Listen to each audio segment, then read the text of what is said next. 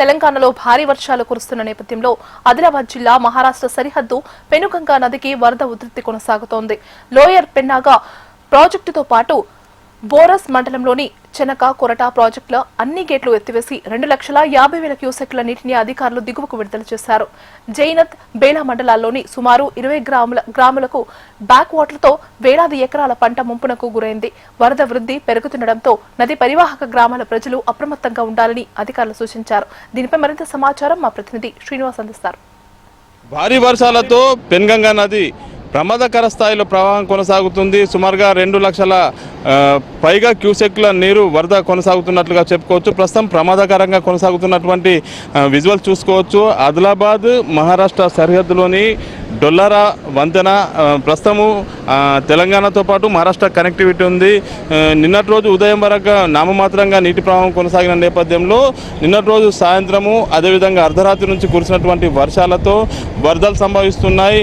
ఎగువనున్నటువంటి projects Penganga నదికి సంబంధించి ఎగువనున్నటువంటి lower Penganga కానీ లేకపోతే బోరజ్ మండలంలోని చెనాక కోట ప్రాజెక్టుకు సంబంధించిన అన్ని గేట్లను అధికారులు ముందస్తు చర్యల్లో భాగంగా తెరిచి ఉంచారు. ఓపెన్ చేసి ఉంచిన నేపథ్యంలో వరద కొనసాగుతుంది. సుమారుగా 2 లక్షలకు పైగా క్యూసెక్ల నీటి వరద నిన్నటి రోజు అకస్మాత్తుగా అర్ధరాత్రి నుంచి కూడా వరద ఉధృతి కంటిన్యూస్గా గంటకు పెరుగుతున్నట్లుగా అధికారులు చెప్తా ఉన్నారు.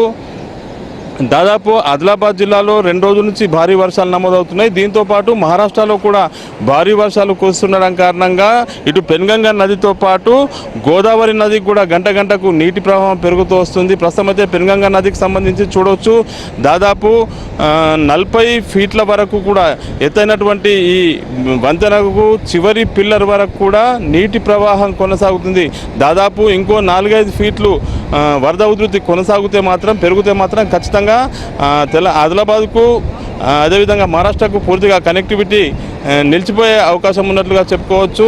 దాదాపు సాయంత్రం వరకు కూడా ఇదే ప్రమాదకరంగా నీటి ప్రవాహం మాత్రం కొనసాగితే ఖచ్చితంగా ఈ కనెక్టివిటీ అంతా కూడా పూర్తిగా నిలిచిపోయే అవకాశం ఉంటుంది. ముఖ్యంగా 2 రోజుల నుంచి కూడా భారీ వర్షాలు కురుస్తున్నాయి. ఈ కారణంగా వరద ఉధృతి అన్ని ప్రాంతాల్లో వాగులు వంకలన్నీ కూడా ఉప్పొంగి ప్రవహిస్తున్నాయి. ముఖ్యంగా గోదావరి నదితో పాటు పెన్గంగా నదికి ఈ వర్షాకాలంలో ప్రారంభం నుంచి కూడా జూలై చివరి వరకు కూడా వర్షాలు లేక నీటి ప్రవాహం లేక చాలా ఇబ్బందికర పరిస్థితులు రైతులు ఎదుర్కొన్నట్లుగా చెప్పుకోవచ్చు. ప్రస్తుతం అయితే కురుస్తున్న వర్షాలతో రైతుల్లో హర్షం వ్యక్తమవుతున్నప్పటికీ కూడా కంటిన్యూస్గా కురుస్తున్నటువంటి వర్షాలతో కొంత ఆయకట్టు రైతులు కానీ లేకపోతే పరివాహక గ్రామాల రైతాంగం అంతా కూడా ఆందోళన వ్యక్తం చేస్తున్నాయి.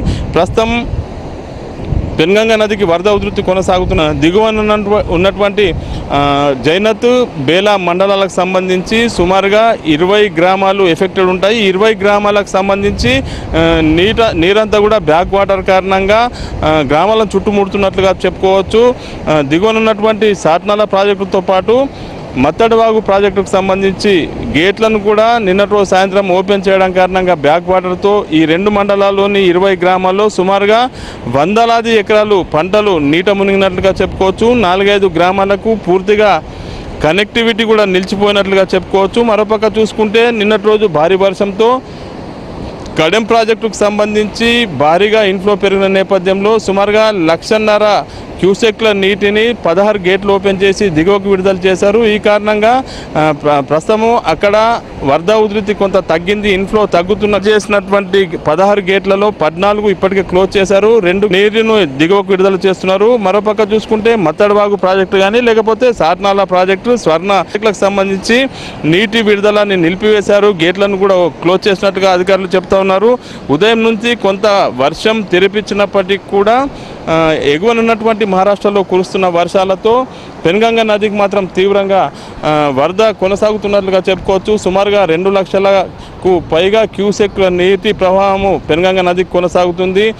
పరివాహక గ్రామాల ప్రజలు అప్రమత్తంగా ఉండాలి. ఒకవేళ సాయంత్రం వరకు కూడా వరద ఉధృతి ఇదే విధంగా కొనసాగితే మాత్రం చాలా ప్రాంతాలకు కనెక్టివిటీ కూడా నిలిచిపోయే అవకాశం ఉన్నట్లుగా అధికారులు చెప్తున్న పరిస్థితి. శ్రీనివాస్ HNTV పెన్గంగా నుండి.